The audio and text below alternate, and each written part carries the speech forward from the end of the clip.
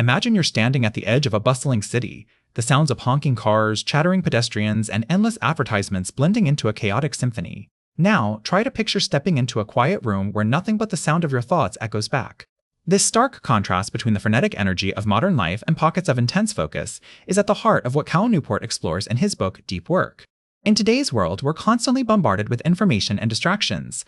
Our smartphones vibrate every few minutes, emails pile up like snowflakes on a winter morning, and social media notifications ping like fire alarms going off in our ears. It's as if we've built our lives around the expectation that constant stimulation is both necessary and desirable. But what if I told you that this way of living not only stifles creativity and productivity, but also takes a toll on your mental well-being? Deep work, according to Newport, is the ability to focus without distraction on cognitively demanding tasks. It's about dedicating large chunks of time to challenging work that requires intense concentration and produces valuable results. This isn't just about putting in long hours at the office or staying up late finishing projects. It's about achieving a state where you're so engrossed in your task that time seems to fly by, and you emerge with something truly remarkable. The importance of deep work can't be overstated. In an era where everyone has access to the same information and tools, what sets successful individuals apart is their ability to execute complex tasks at a high level. Think about it. If two people have the same skill set and knowledge base, the one who can concentrate deeply for longer periods will inevitably produce better work. They'll solve problems more efficiently, innovate faster, and ultimately achieve greater success. Moreover, deep work offers profound benefits beyond mere productivity gains. It enhances your creativity by allowing you to explore ideas in depth without interruption. It strengthens your mental muscles, making it easier to tackle future challenges. And perhaps most importantly, it provides a respite from the constant noise of modern life, giving you moments of peace and fulfillment that are essential for overall well-being. Newport argues that deep work is not just a skill, but a lifestyle choice. It requires discipline, but it also brings immense rewards. Imagine being able to write a book in record time, master a new language without feeling overwhelmed, or solve complex problems with ease. These aren't just fantasies, they're achievable outcomes for those who commit themselves to the practice of deep work. So, as we delve into deep work, we'll explore how to cultivate this skill, why it's crucial in today's fast-paced world, and how it can transform your life. We'll look at real-life examples of successful people who've harnessed the power of deep work, strategies for creating a conducive environment for focused effort, and ways to overcome common obstacles that prevent us from reaching our full potential. In essence, deep work is an invitation to reclaim control over our attention in a world where distractions abound.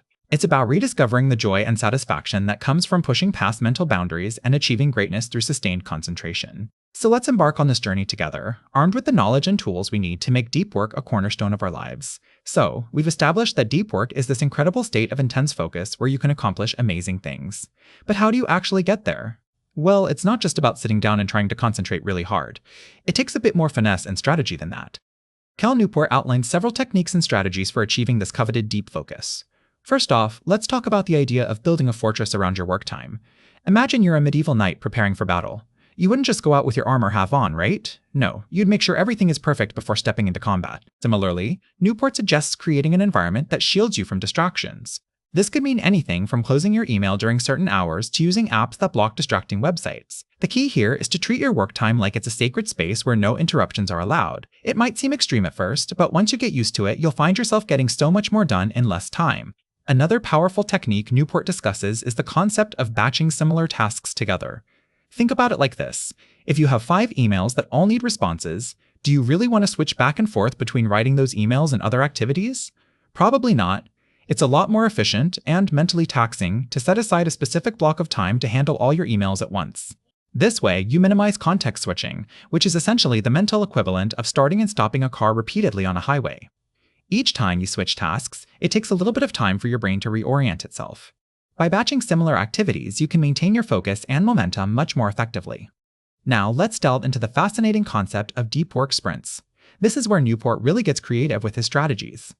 The idea here is that sometimes, even if we have a full day ahead of us for deep work, it can be overwhelming to sit down and try to tackle everything at once.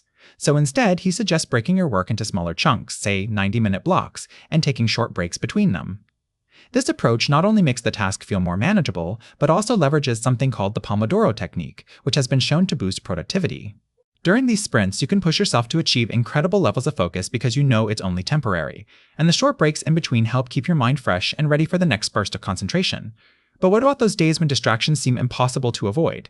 Newport offers a solution for that too, the concept of deep work rituals. A ritual is essentially a routine you follow before engaging in deep work, and it can be as simple or complex as you like. For example, some people might start their day with a morning meditation, while others might prefer a quick workout or even a cup of tea. The key here is consistency. By following the same routine each time you sit down to do deep work, your brain starts to associate that ritual with intense focus and productivity. It's like teaching yourself a new skill over time, it becomes second nature. Finally, let's talk about the importance of developing a strong sense of purpose around your work. Newport emphasizes that deep work is not just about putting in the hours, it's about doing meaningful work that aligns with your values and passions.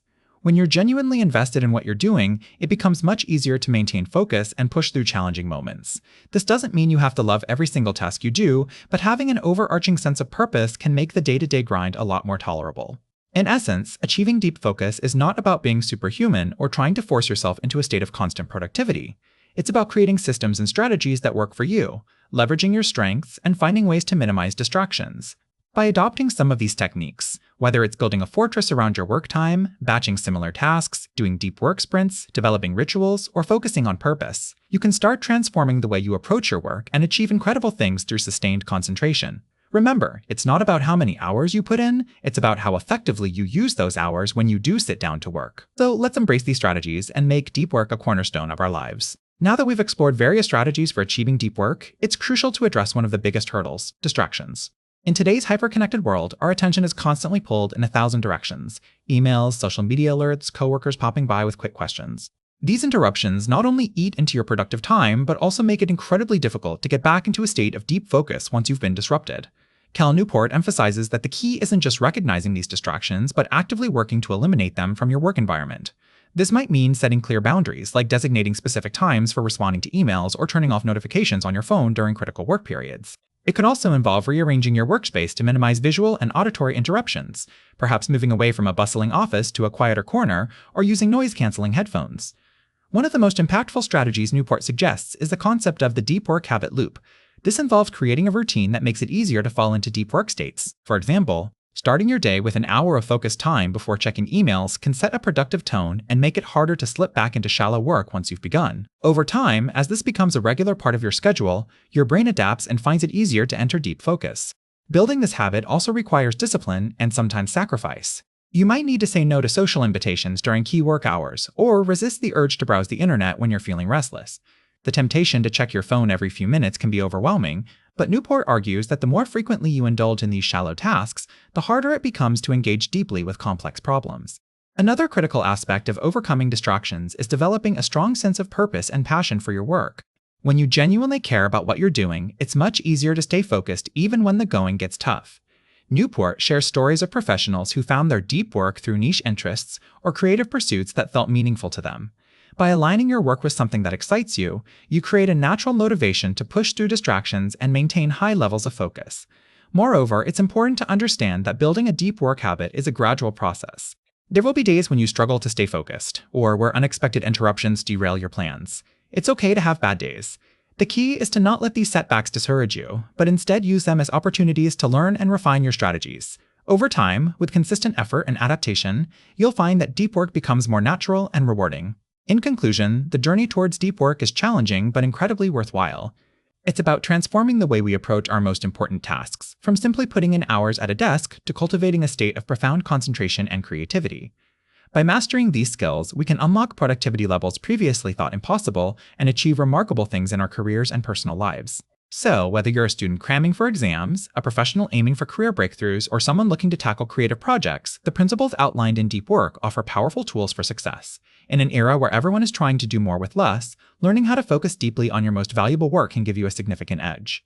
Embrace these strategies, build that deep work habit, and watch as your potential unfolds in ways you never imagined. This book isn't just about productivity, it's about unlocking the full power of your mind and achieving greatness.